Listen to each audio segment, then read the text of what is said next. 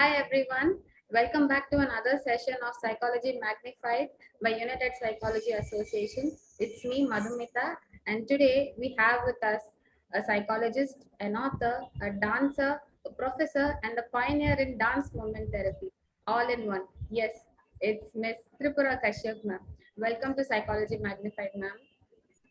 Thank you so much for having me here. It's really wonderful to be able to have this conversation with you, Madhumita. And I'm really excited and I'm looking forward to our conversation.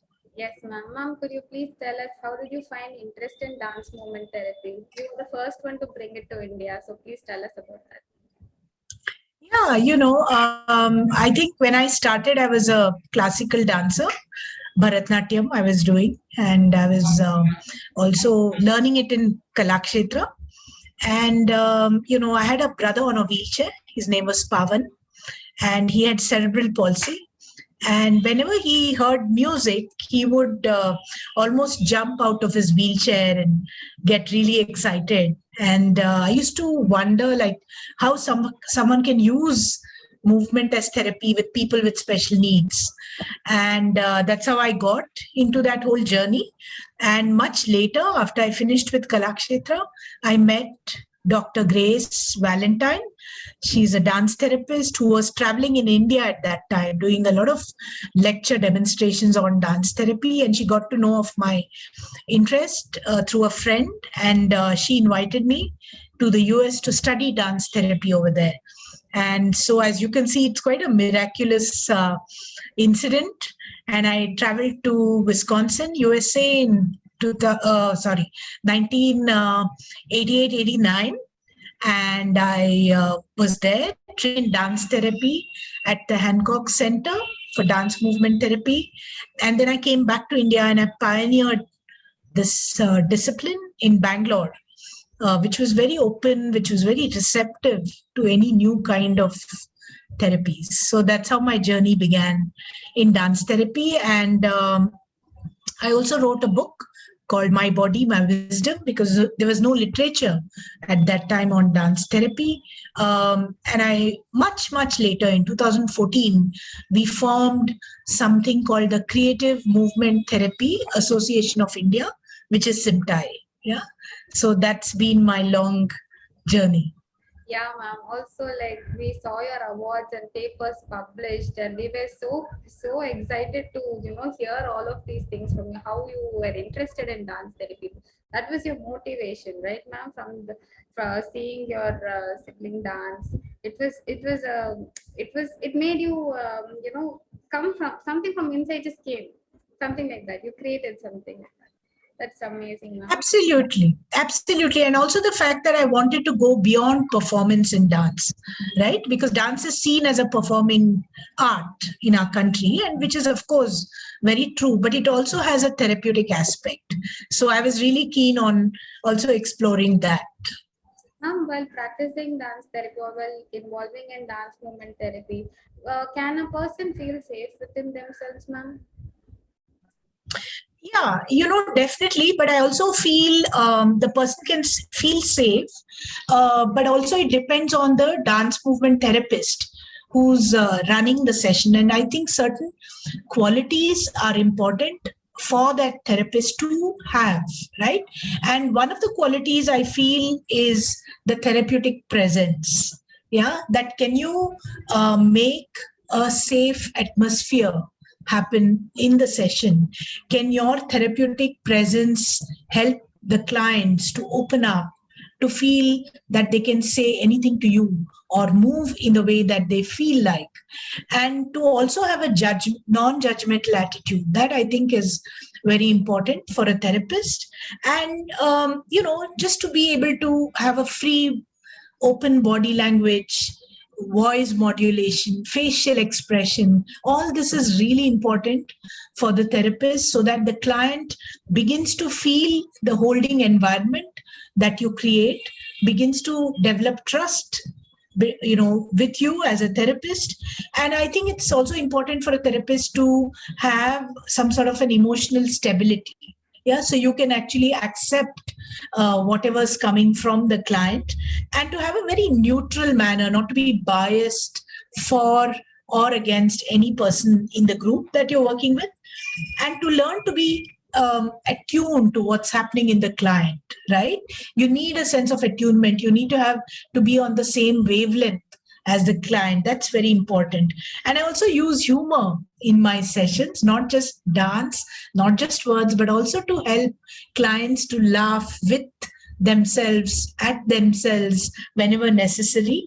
And you need to know as a therapist to build from the simple to the complex, right? It's very important. How do you go from very simple movement activities to much more complex ones that would help the client open up their mind and body's feel?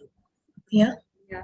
Ma'am, so how does dance movement therapy, bring out the best out of a person once all of those, they face themselves, their shyness, their rigidity and everything. So once they've faced everything, how does dance movement therapy bring out the best in a person? Right. See, dance therapy is not as simple as putting on music and saying, okay, now move your feelings out, release your feelings. Everyone's going to freeze, right? When you do something like that in the first session. So when you take people through dance therapy for about 3 to 6 months, I've conceived like 5 stages that are really important for the clients to go through. The first is movement seeding, where you're seeding movement into people's bodies. They're discovering what is the movement potential they have. The second stage is movement exploration, where they explore movement, they have fun with it, they're playful, and they really, that's when I think your movement vocabulary expands. And the third stage is movement expression. This is where you go deeper into what are you trying to say, how are you expressing your feelings, your thoughts, your images, etc. And the fourth stage is resolution. You're guiding the client into resolving his or her own problems through movement solutions or movement capsules, as I call them. And the fifth stage is integration. Whatever the client learns in the session, can they take it back into their real life? This is the real test of therapy, I feel, of any therapy, right? So I think for DMT to bring out the best in people, it's important for them to go through these 5 stages. Yeah. Really amazing, ma'am. So the dance therapy can also make the inner child of the person happy. It does connect a lot with the person's inner child. How do you see that, ma'am? Can you tell us? Yeah, absolutely. I think, see, what happens with most adults is they forget they have a inner child, right? The child in us never dies. The child is always there, as we all know. And it's just that we forget it. And so I think what dance therapy sessions do is they help you to be playful with movement. They help you to explore movement, get in touch with your creativity, your imagination, also to be in touch with others in the group, social skills. And I think when you are spontaneous with movement, you just live in the moment. You don't think, you don't analyze. In fact, many people have told me that, when we are dancing, we stop thinking. And that's such a relief for me. That's what dance does to people through something called movement activities and games. So we have a lot of that. And many people who come to my workshop say, we have 2 left feet, we feel restricted, we feel constricted, we can't dance. And society is always telling us how to sit, how to stand as adults. And we've lost the adventurous part of ourselves. So I think in dance therapy, what happens is, we help people to become adventurous with their bodies. We help people to open up their bodies to new movement adventures. And this actually helps helps people to get in touch with their inner child. Yeah, they learn to really have fun. And at the end of a 2-hour movement session, people are laughing, people are giggling, they're interacting with each other. And you can see their inner child very much, open to new experiences. And I feel this is so important to do for adults, to help them not to forget that inner child, which is what brings them joy, pleasure into their lives. Really amazing, ma'am. Never expected this kind of insight. I mean, an explanation. You know, you really brought something from it. It's really exciting to know more about this. And ma'am, when you've talked about inner child, but on the other side, people have big emotions to handle in their lives: stress, anxiety, sadness, anger, many emotions. How does DMT help in handling those big emotions, ma'am? Okay, so what are emotions? Emotions are energy in motion, right? And I feel somewhere that emotions are our friends in life. They guide us through life. In fact, I feel there's nothing like a negative emotion. Every emotion keeps us alive. It keeps us human. It keeps us from becoming machines, right? And why I say that emotions are our friends is, imagine that if you did not feel the emotion of fear, you'd be dead by now, right? You'd be crossing the road and not really feel fear. A lorry would be coming and you'd be saying, okay, nothing's going to happen to me. So I think it's very important to keep ourselves in touch with emotions, to explore them, to in fact recognize that we have something called emotions. Yeah, many people nowadays are on this whole trip that it's important to keep a straight face. It's important not to bring in emotions into our professional lives. So somewhere I feel emotions are taking a back seat, and it's very important for therapists like us to provide a safe space where emotions can be recognized, they can be acknowledged, they can be expressed, and they can be released. So emotions don't become like toxins that sit in the musculature of our bodies. It's so important to do that. It's important to release emotions in a healthy manner, not to be overwhelmed with emotions or not to be under expressing our emotions. So I think for this, there's this woman called Anne Riordan, who talks about addressing different layers of a person's being, of a person's personality, which I'll talk about later in the conversation. Yeah, but it's very important that dance, the body helps to bring the emotions out of ourselves. Right. Ma'am, how does dance movement therapy release the trauma from the body, ma'am?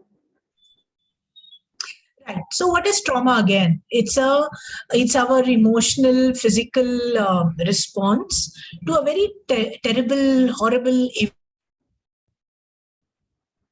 event that's happened to us, right? Like an accident or a rape case or a natural disaster. Anything can cause trauma. And immediately after a traumatic event, we go through shock, we go through denial.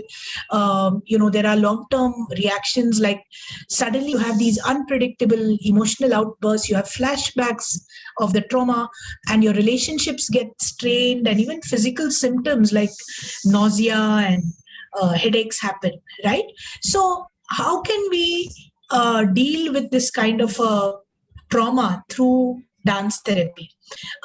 So, like I said, Anne Riordan, who was a dance therapist, said that when you're working with people, it's very important to choose movement experiences that address different layers of a person. All right. So, for example, you have the physical layer where you're looking at strength, flexibility, you're looking at expanding the body, contracting the body, etc. You're also looking at the emotional layer of the person, helping the person to feel connected with the emotions, feel a sense of group togetherness, support, release of feelings, self control, etc. And you're also looking at the psychological layer of the person, just being aware of what are you thinking, what are you feeling, how did that trauma make you feel like, because all the trauma that happens to you in your body, right? So how are you going to replace traumatic negative experiences with positive ones? So when you go through these different layers that Anne Riordan suggests, it's a much more holistic experience, right? So not only physical layer, not only the emotional layer, not only the psychological layer, but also the intellectual layer. Yeah, looking at memory and sequencing skill, looking at solving movement puzzles, looking at building concentration, in the body. And also the social layer, learning to connect with each other, right? Learning to accept each other, tolerate each other. And also the spiritual layer is very important, developing some sort of a inner connection between the body, the mind, and the soul. It's very, very important to connect to yourself and to build inner resilience and coping skills to deal with emotions, to deal with trauma that might surface again in your life. And also to address the creative layer, the imaginative layer, the creative layer. Dance is not about learning dance. It's also about going deeper into yourself and understanding, what are the coping skills that you can accumulate. And also at the end of it, the performance layer, the ability to perform in a very healthy manner, the ability to be there in the world when traumatic events are being, thrown at you. Yeah. So these are some ways in which we can look at trauma. How does a person's aura change once they're involved into dance movement therapy? How do they change? Does their vibe change once they've start practicing dance movement therapy now? Yeah, I mean, I've seen a lot of clients who undergo dance movement therapy. They feel more confident about themselves. They feel their self-esteem has gone up. They believe in themselves, something called self-efficacy, and also they learn to be resilient. They learn that, our life is never a bed of roses. Life will always have ups and downs. So how do we deal with all that? So you develop that kind of resilience. And also, I think I've seen clients developing compassion, not only for themselves, but also for people around them, for compassion for their children, compassion for their relatives, compassion for their friends, and also to develop loving kindness, to kind of develop that energy towards yourself and towards others, and to learn to look at life with equanimity, to learn to say that, look, good and bad things will happen in our lives, but we need to develop a sense of balance to deal with everything that happens to us. To also develop trust in oneself and others, to learn to say that, okay, whatever happens in life, I will come out of it in some form or the other. I will live. I will trust in others also, that they take care of me. And also a sense of awareness, to build awareness, self-awareness, group awareness, social awareness, and to learn to release stress. I think that's very important. All of us build stress in ourselves, and to really learn to let stress go, to be very calm, to be grounded, and to be centered. These are some things that I've seen my clients develop as they go through dance therapy sessions. Yeah. Beautiful, ma'am. The way you're saying the journey, the complete transformation is so beautiful when you say it, ma'am. Ma'am, can pregnant women be involved in dance movement therapy? If yes, what are the benefits for pregnant women when they practice dance movement therapy? Sure. I mean, I've worked with pregnant women, and I've also, gone through dance myself when I was pregnant. So I guess I can also talk from a very personal experience. I think what physical activity does during pregnancy is it strengthens you. It gives you physical strength. It gives you physical stamina, and being creative, really kind of gets you in touch with the body within you. You're connecting to this little fetus that's growing within you. And you're trying to kind of also, for example, there is something called 5 rhythms that I used to practice. It's a practice that's been conceived by someone called Gabriela Roth. And this 5 rhythms takes about 25 minutes to do.